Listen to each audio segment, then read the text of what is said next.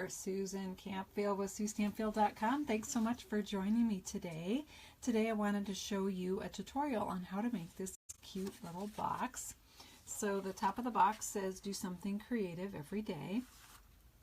And then we'll do I'll slide the ribbon band off of there, the ribbon belly band I guess you'd call it.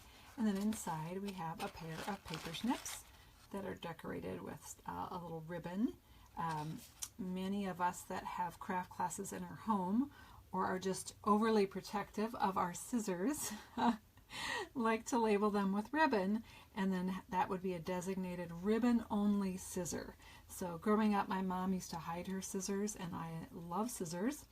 And in my classes I find that if I use my scissors for sticky things or for paper, it dulls them for cutting ribbons. So I usually have designated scissors for ribbons, and this was a gift that I gave the leaders on my team at our crafternoon tea that we had in the spring actually, and I've been getting requests for a tutorial for this box, and I finally am getting it done, so I'm super excited to share this with you today. Now this box that I just showed you is actually made out of cardstock. The original one that I did was actually out of the pattern paper, so I don't have the original of this one thanks to my puppy Mercy because she ate it. So let me show you some of the ones that are done in paper. So she got into these too, so they're a little crushed, but not too bad. And I kind of did some reinforcement after that happened. So this one is in the powder pink. I had done boxes in all of the in colors, multiples of them, and then they could pick which color they liked.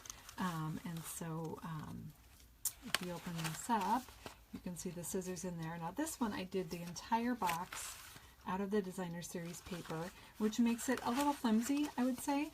And so I did reinforce it inside with some strips of cardstock. But when you have a heavy item like the scissors, it's still a little bit flimsy. Now this box, you can either, I got this inspiration for this box from Poodles, a UK demonstrator, and you can find her at poodles.com, I believe. And her box actually looked completely different. It was a different shape, slender and whatnot, but it did have the finger hole, and it did have a similar assembly. And so thank you so much for that, Sam. I appreciate it. But this one, you can either have the flap out or you can tuck it inside, and that was something she had said in her video. And so, you know, it's up to you. If you put it on the inside, especially with the designer series paper, it can sink in a little bit. It depends what you're putting in the box. If you put it on the outside, that doesn't happen. So it's up to you, because you're going to have that belly band over it. If you don't want a belly band on there, then you are going to want to tuck it inside, and it should stay closed for you. So, and of course we have it here in the fresh fig. So let's go ahead and get started with assembling the box. So there's our fresh fig scissors in there. And I'll tell you how I decorated the front in a little bit, but we're going to just start with the box here. So I'm going to bring in, I had to find where I set it. I'm going to bring in my Simply Scoring tool and give you the dimensions for this box. Now I'm going to make the one, this one out of the cardstock. You can see how that's sinking in there a little bit. So if you put the flap on the outside, it won't do that. Or you know what, if you just have more shreddy on the inside, my dog really enjoyed the shreddy, so I'm I'm a little bit low on shreddy right now. Oh, she's so naughty.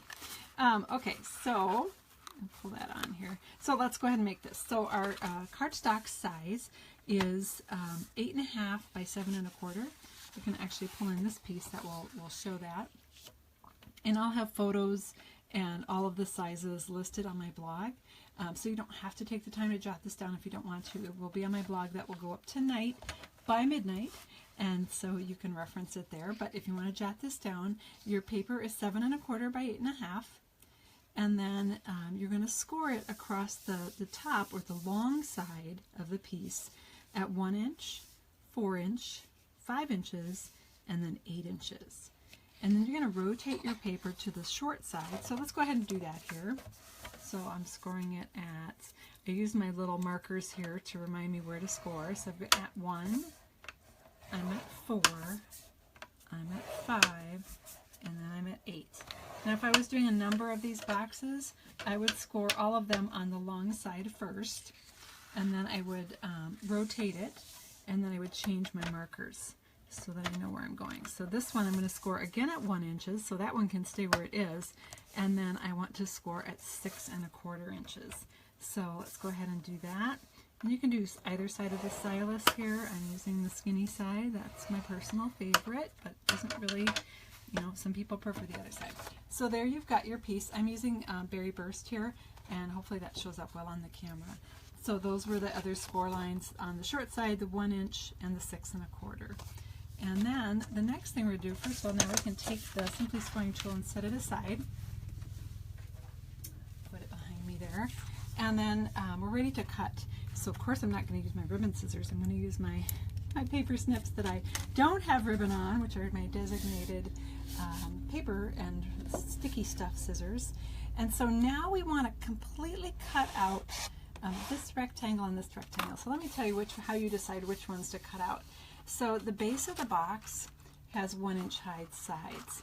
So you can see this is our 1 inch side and 1 inch side. So this side is going to be the base of the box. This side that has the narrow end, that is going to be the top. And so for the top of the box, we can get rid of some of these panels on the side. So you're just going to take your paper scissors and you're going to cut up. I'm not cutting the straightest here. I'm trying to look around the camera, and not the straightest cut I've ever done in my life, but it will be just fine. Get that little guy out of there. Oh, doesn't want to come out. There we go. And then do the same on the other side.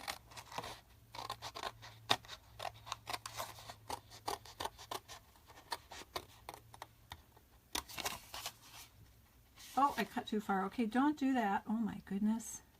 Good thing I have a backup piece here. Not paying attention today.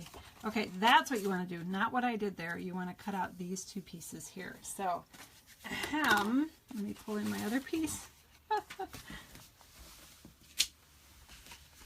Then I didn't do that. Okay, this is going to be the top portion of the box. And then do you see how I took these tabs right here and I just cut up to the intersecting score line, and I cut a wedge out. And I actually cut a wedge out of the side too.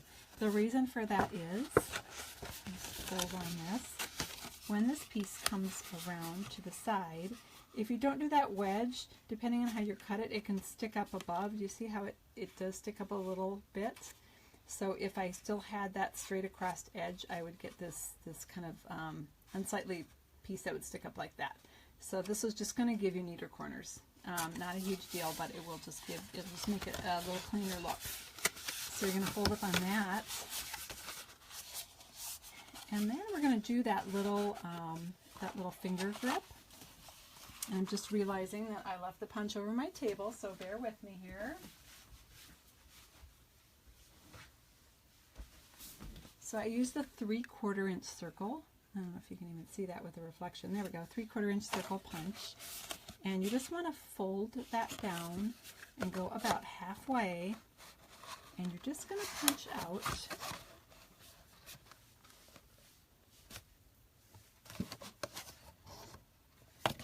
a tab.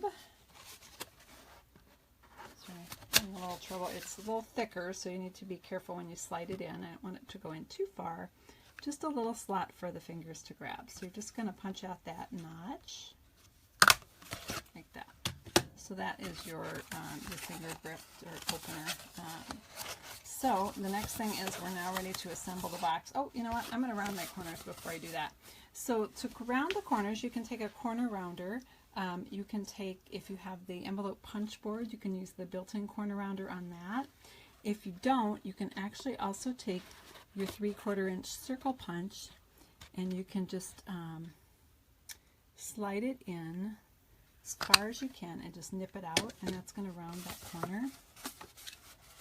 See if I can do a slightly better job on this side. Again, I'm looking through my phone. I should be actually looking at my project. There we go. So now it just rounds the corner for you, so they can use the same piece that you use there to round those. And that, again, that's just going to give you a more finished look. So now I'm going to take my tear and tape, and here's my tear and tape. If I can find the end of it, there it is. I feel it.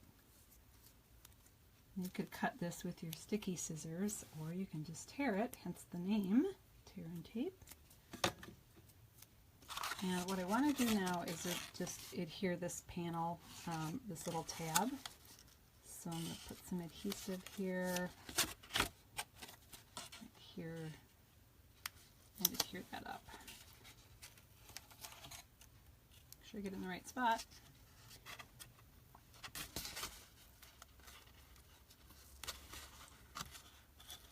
Alright, and then I'm just going to pull that off. So I'm going to stop there with the assembly. I think you can see that you would just repeat that on all of the corners for the box to put it together, just like that. So I've got a few more pieces of tear and tape on here. You do want the tabs on the inside and that straight, more finished looking piece on the outside. That'll give you a nicer box. So let me just show you quickly how I decorated the top. I used a stamp set. It's a fun one called Crafting Forever. So if you wanted to give this as a gift to a friend that's crafty, that knits, you know, there's all sorts of different things you could put in this box, certainly, although a person that knits would also need a nice pair of scissors. But this one has several fun greetings. It's called Crafting Forever, which matches one of the stamps that says Crafting Forever, Housework Whenever. The one that I used is to do something creative every day, and then also the scissors. Paper Snips stamp there. So I stamped that in archival basic black ink, and then I colored it in with my watercolor pencils. And the two pencils that I used to color this in, I'll just show you quickly, were the basic gray and the basic black. So the basic gray, I just lightly covered the scissor part, the metal part, that's what I should say, not the scissor part. I guess it is the part that cuts though. And then I used the black for the handles. And the black you want to press a little bit harder so you get a darker color. And again, I won't do the whole thing, but I know it looks messy, but when you take the blender pen and smooth that out, make sure I don't have any pink or anything on my blender pen here, then you just fill in that area and you get rid of all the rough scribbles. Can you see this? Are you on camera? Yes, we are. Okay, good. Yay! So that's how I colored in the scissor part, and then the handle is the same. I do recommend that you, I mean, you can color the whole thing black and gray with the pencils, but when you go to blend, do the lighter color first, and then that way it's just makes it a little easier for you. You don't have to keep clean off in between. So now I would darken up that handle a little bit, but that gives you the idea of the pencils, and then you just clean your blender pen off on the scrap paper. I like to keep my watercolor pencils in one of our clear stamp cases. I'm a visual person, and so I like to be able to grab it and see it. They come in a nice box, but then I can't see my colors. So I love using these clear stamp cases to clean it, and I can just keep my blender pens right in the box, and it's ready for me to just grab and go whenever I need to craft. Because sometimes you need to craft on the road, right? So I'm going to just add a little rhinestone to the part of the scissor.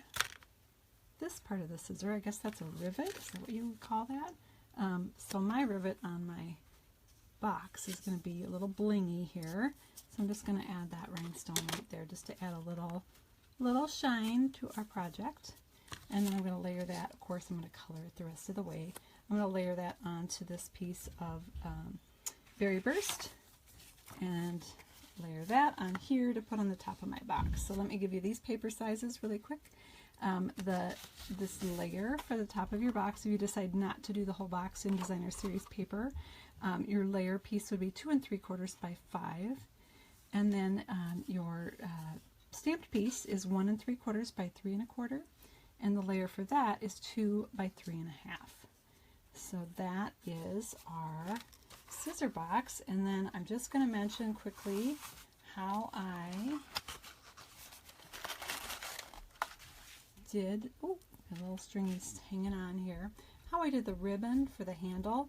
So, funny story, I'm not much of a sewer, but initially I thought, oh, I'll sew the ribbon on. Yeah, that lasted for one of them, because like I said, I was making, I don't know, 15, I can't remember how many I was making, maybe 12, maybe 16, I don't remember. You'll see the photo on my blog and you can tell. Anyway, initially I just tied a piece of this ribbon, which comes in all of the colors, so of course it matched my project.